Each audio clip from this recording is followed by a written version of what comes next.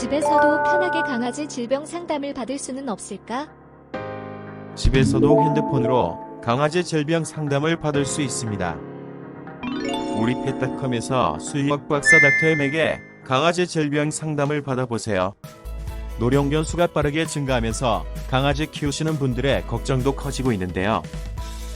작별해야 하는 시간이 다가오는 것을 실감하는 것은 물론 강아지가 10세를 넘기면서 이런저런 건강 이상으로 동물병원에 데려가야 하는 경우가 많기 때문입니다.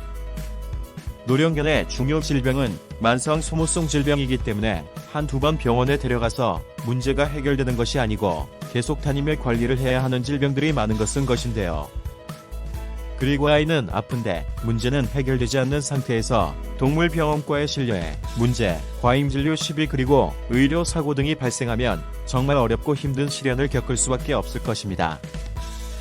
따라서 강아지가 어릴 때부터 믿을만한 병원을 정해 지속적으로 좋은 유대관계를 갖는 것이 중요한데요. 그래야만 강아지가 나이 들어 발생하는 각종 질병이나 건강 이상 등을 믿고 치료받게 할 수 있으며 강아지의 삶을 조금이라도 더 편안하고 행복하게 해줄 수 있기 때문입니다. 따라서 동물병원을 잘 선택하는 것은 매우 중요한데요.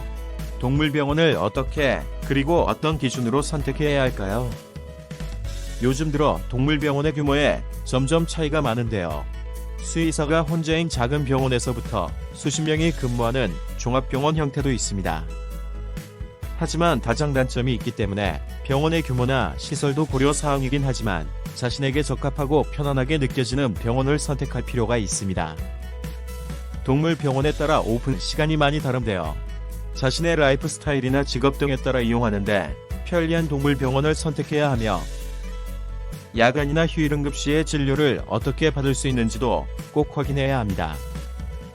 물론 친절하고 실력이 있는 수의사에게 강아지 진료를 받는 것이 최선이지만 항상 환자가 많아 잠깐밖에 진료받을 시간이 없는 병원이라면 문제가 될 수밖에 없을 것입니다.